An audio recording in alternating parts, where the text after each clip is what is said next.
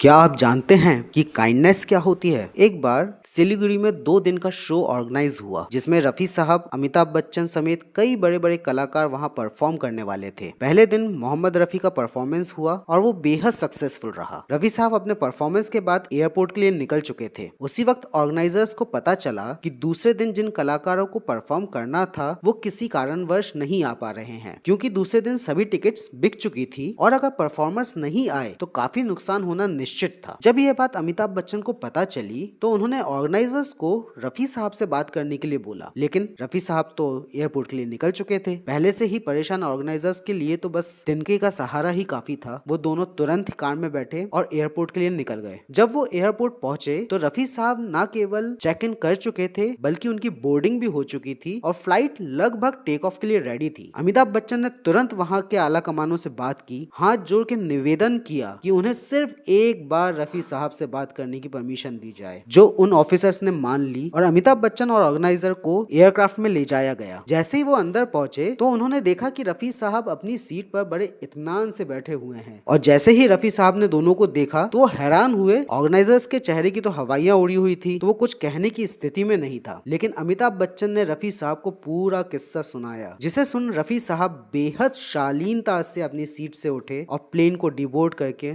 उनके साथ चले आए। है ना ये काइंडनेस का एक बेहद सुंदर उदाहरण।